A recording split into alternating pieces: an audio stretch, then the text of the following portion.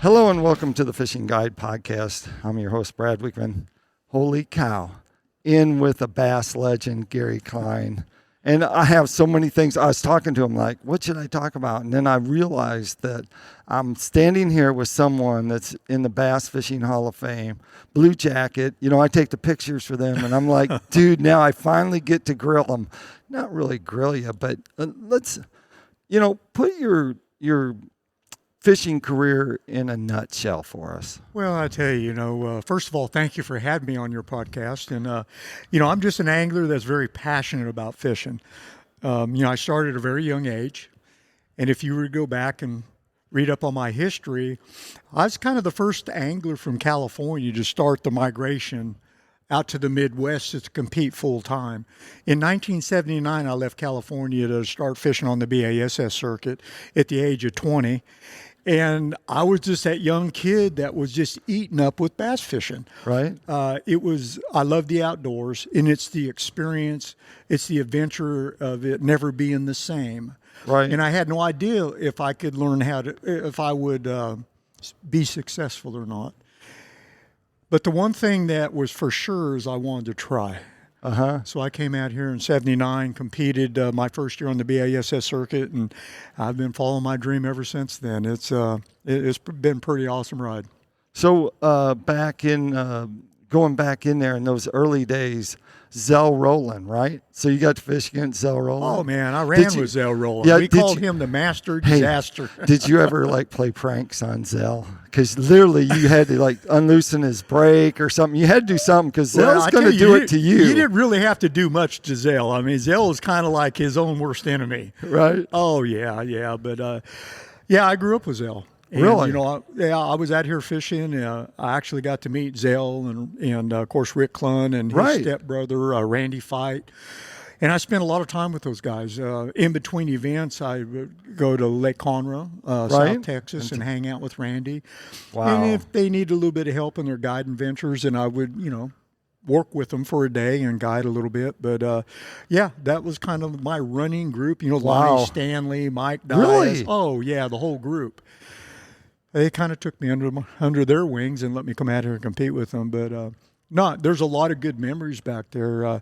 But again, you have to understand, when I started, my hair was a little bit long and wore bell-bottom pants. I was in California. Right. Yeah. Oh, I bet you stuck out a little bit in Texas. Just a little. But they accepted me. I was a little bit different in the fact that the way I was raised. And I was raised basically competing and learning how to fish from a gentleman named D. Thomas. Wow. And D. Thomas is the father of flipping. Yeah. And D. I met when I was 15. First competition I ever observed was on my home lake, Lake Orville. Yes. And I worked at the marina. So what marina was that? Bidwell Canyon Marina. Okay. On Lake Orville. I worked there probably 4 or 5 years, seasonal. All right. In between, my high school days. But they had an event at that marina, and I was just intrigued to see, man, there was 14-foot boats. They had 50-horse engines on them. It was like a big deal for me because I learned then that the guys were paying an entry fee to go catch fish to win money. Right. First place was, I think, $300 or $500. But that was big back then, though. Oh, it was big time. It was $25 entry fee. Now, mind you, I was working at Bidwell Canyon Marina. I was making $1.65 an hour. Wow. Yeah, that was minimum wage, and that's what I was getting paid. But from that time on, I introduced myself to D. I became kind of like the son that he didn't have. Right. D and his wife, Terry, had 3 daughters. Right. And D took me under his wing, and I spent so many hours and days across the country fishing, or up and down the West Coast, fishing with D, mostly on the California Delta. But there's a lot of other places that we fish, and of course, all the lakes, strong competitor. But he taught me how to fish shallow water with the flipping stick. Right. And none of our anglers in the Midwest had heard of the flipping technique. Right. It hadn't really been established yet. So that was my ace in the hole in 1979. When I left California to come out here and fish, and that kind of got my foot in the door. Won my second BASS tournament, and it was pretty cool. Led Angler of the Year all year, and Roland beat me at the last event on Lake Millwood. Wow. Beat me the last day, I think, by 1 pound 4 ounces or something. And back then we were running total weight for the year. Right. for the AOY. Wow. So, there's just a lot of history there, but like to where we are today. And of course, Right. you and I are here. We're at the 25 Red Crest Major League Fishing Championship here in Huntsville, Alabama. We're watching the competition under a different format. That's right, which is a cool format too. Tell them Yeah. about the format. Well, the format came from my head. Right. But if you take a look at my history with conventional tournament fishing, Right. of catching your limit, put them in a live well, and then you look at our format, you can tell that I rearranged everything that I felt was not necessary in a conventional event. Right. For example, what other sport can you think of where you compete against your opponent and you never know where you stand? Right. Well, that's Yep. the way fishing used to be. That's right. You'd have the best day in your life fishing, and come to find out at weigh-in, you caught just enough to get behind because you had no other information. Yeah, exactly. So that was the thought process behind our real-time leaderboard. Right. Weigh-in, blast-offs, weigh-ins I did away with. Right. And if you look at the rules of conventional tournament fishing, Yes. every rule violation leads to disqualification. I'm talking about Right. anglers' decisions on the water Uh-huh. under competition. If you do this, you're D. You can't do this. You can't Give do us this. a couple you can't do rules violations that happen now. Well, I rearranged it for the Major League Fishing anglers to give them benefit of the doubt. Let them make the decision on what they can and can't do. Right. And if they choose to do it, their penalty is a timeout. Right. A time penalty, because they're actually fishing 3 2.5-hour periods, Yep. and they're on the clock. They're on the clock. So they can hang a fish up and get out of the boat and go get that fish. Right. And it's still a recorded fish. They just take a time penalty. Right. Of course. Or it touches the floor of the boat. Well, or, that's our fish landing violation. Right. And to be honest with you, that fish landing violation was not in the original rules. Oh, really? No. Wow. When we aired our first Major League Fishing Cup event on Lake Yes. Hampstead, I read all the reviews. Because Right. we're pushing this out to a new audience. Right. They've never seen the format. And over time, one of the comments I continuously saw was handling of the fish. Uh-huh. Right. And so we decided to implement a fish landing violation.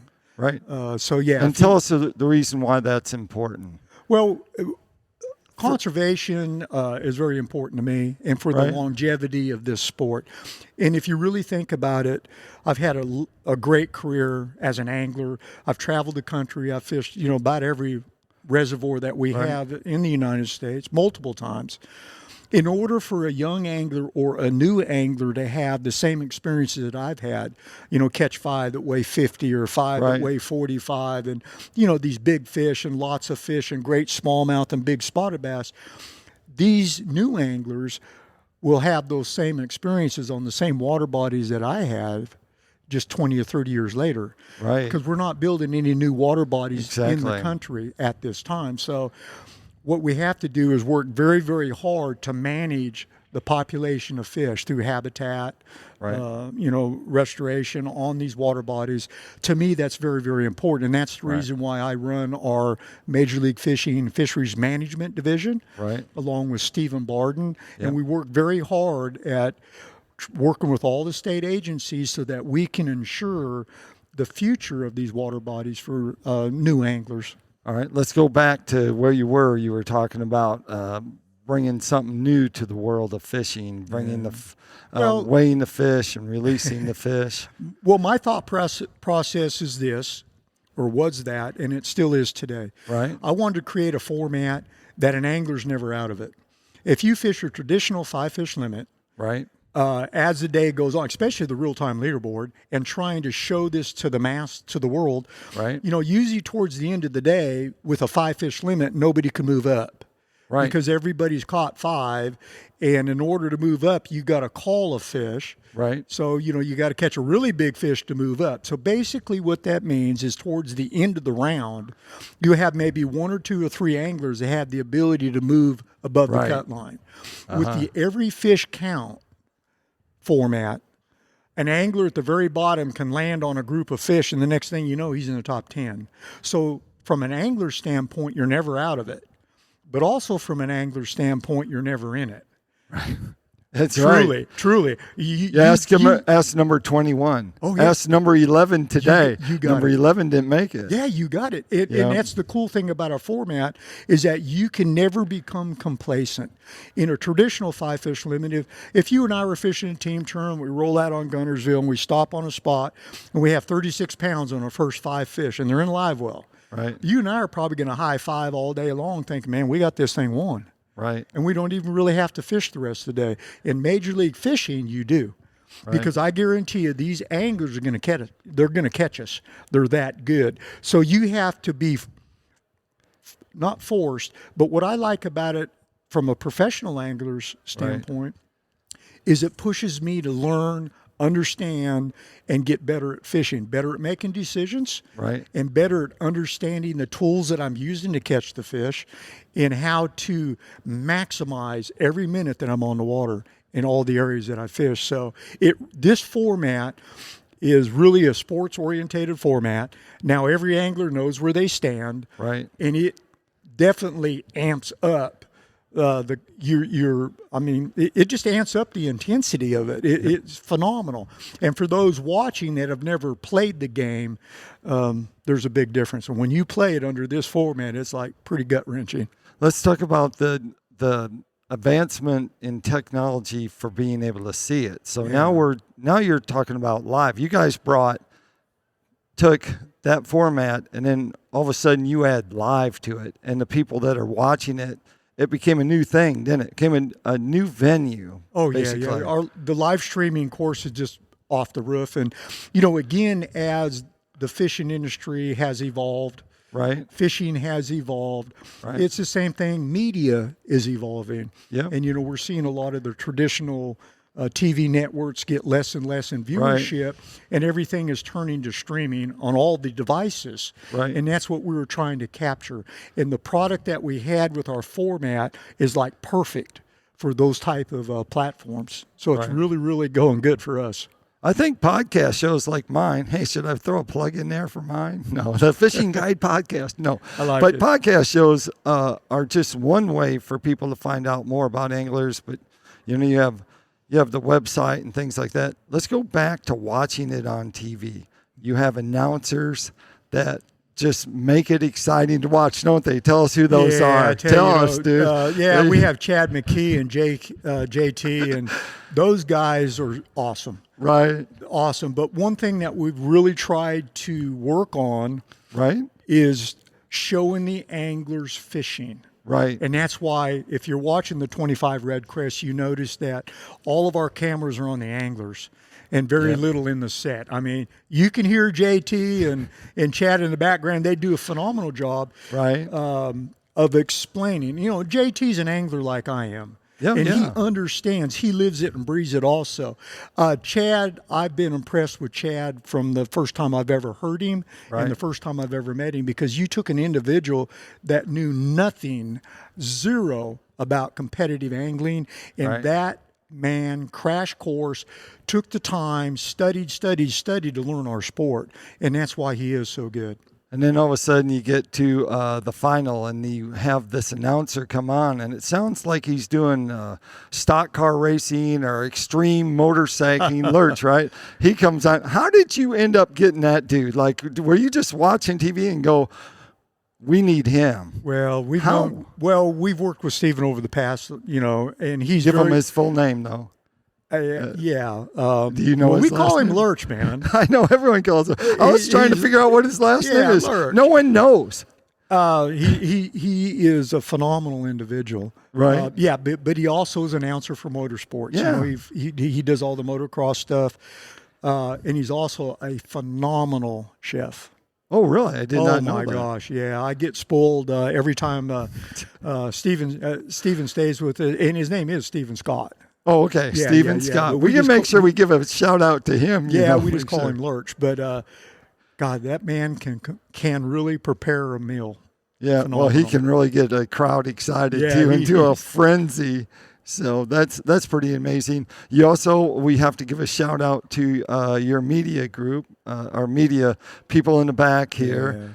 Joe and Charity are in the back, and of course they do a great job working with the media. And what that helps is for us to take what we see, like at the Cup here at Red Crest, and get that out to the people. And you guys really seem to work well with the media. Well, thank you, because the media, without the media, our sport will not exist. Right. Our growth will not continue. The anglers don't have that avenue. So the media is a very, very important role for our success. I mean, you have to have it, and we realize that. And we love working with the professionals that we work with. Okay, you got to tell us now. A lot of anglers, I seem like Zell told me a story about Rick Klein, like he used to travel and he was sleeping like in a station wagon type thing when he's moving around. So when you came from California, did you come in what would be an SUV or something today? And did you travel and have to sleep in your vehicle and all that stuff? Yes, sir. Actually, how I started my career was with a $1,000 loan from the bank. Wow. No credit cards. My mother had co-signed a personal loan for me. Yeah. I deferred my first month's payment of $93 for 3 months. And when I left California to fish my first BASS tournament on the St. Johns River, which, that was a long drive, I had $1,000 cash in my pocket. Wow. And I came out of my little black Chevy van, and I had a cot tied in the van, and I lived in my van. Yeah. Peanut butter and jelly sandwiches. All I had to have was electricity and a shower. So I stayed in the campgrounds everywhere I went. Do you think that made a difference? There's still anglers today. They kind of have that. Some of them still have stories like that, don't they? Exactly. I'm one of those anglers too. I'm kind of a loner. I'm not in groups and crowds. I don't like to go out at night at restaurants and stay until 10, 11, and 12. I love to get away. Right. And just kind of, myself and, I travel with Mark Davis. Him and I are really good friends. And we like to just kind of get out, relax, do our deal, talk a lot about fishing and, what ifs, how can we get better, and go to sleep and get up early and go do it again. If I could let you have 30 seconds on live scope fishing, we ain't going to spend a long time on that because I'd rather talk about the old days in D, but tell us, just give us a nutshell of your theory and ideas on that. Yeah, I'm excited about it. I'm one of the I want to say old school anglers. I mean, I was brought up, but the way I explain it to folks is this: the new technology intrigues me because I, as an angler, I get bored quick. If I had to fish the same lures on the same lake over and over and over, that's not me. And as far as fighting the fish, that's not me. I like the hunting aspect of finding groups of fish, figuring out patterns. That's just me. That's what I like to do, always push myself. This new technology has forced me as an angler to either continue to compete or get out of the game. And I don't want to get out of the game. I want to understand it as good as the younger anglers because they've grown up with it. And I've been pushing myself very hard over the last couple of years of trying to understand the efficiency of catching fish with a forward-facing sonar. It's the new technology, but one thing I will say about it, as far as the future of this sport, what I love about it is look at the opportunity that the young anglers have to make it into this sport as an angler and being able to compete with us anglers. So I love seeing all these young anglers getting involved in our sport because that is a true growth. But also, we'll have to continue a little bit more on it, is you've changed your format, at least for the Red Crest, didn't you? Exactly. So tell us about that. And I think we really came out on top of that. And that just didn't happen by coincidence. I mean, we spent a lot of time, as we always do, our management team, a group of anglers, and we're trying to figure out the what ifs, because we're evolving. We don't know what the future holds. You make a good decision or a bad decision, but we do know that we have the ability to change things. One thing that was for sure is we felt that we had to have a format in competition that didn't alienate any of the anglers because we want 100% of the anglers participating. So we didn't want to split that, 54-50 against it. We wanted to pull everybody in. But that was a cool thing about our format. Our format, folks, is 3 2.5 hour periods per round with two 15-minute breaks. You compete for 2 rounds to advance the knockout round. And then you have one day where you just go at it. Top guys qualify for the championship round, 4 days of competition. So what we felt that would really amp up again the angler's decision making and the intensity of the sport is being able to take and allow them to use forward facing for one period of their choice. And that's what we implemented. And I tell you, man, our numbers are showing it. Live streaming numbers are off the charts, and everybody loves watching our format now because it's just not all forward facing. Right. Now there's more strategy. Who's That's right. using it? Who's not using it? If he's not using it, when is he going to use it? Right. And it doesn't hurt that you have like Jacob Wheeler, who I think is the greatest example.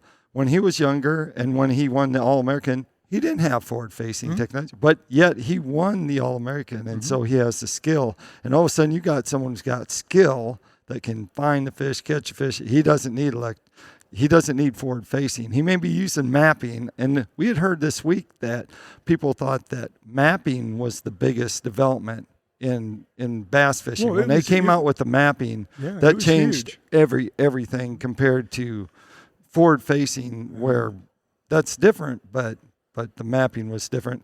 We'll have to get you back on the show again one time. I look forward to it. And again, thank you for having me. We'd like to hear some more of these stories. We don't want you to go away from them. I don't want to bore you with them. Oh, no, we love of these them. stories.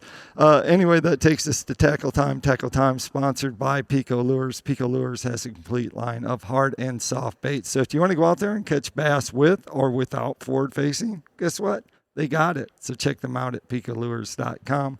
Gary, if they want to find out more about what you're doing and well, I tell you, if you want to track me, you go to MajorLeagueFishing.com, go to the Fisheries Management Division, and you'll read all the articles on the habitat builds and see the schedule of what we're doing around the country. All right. If you want to follow me personally, you can go to Pro Angler Gary Klein. Okay, there you have it. Like I always like to end the show, make sure you keep your hook sharp, your lures in the water.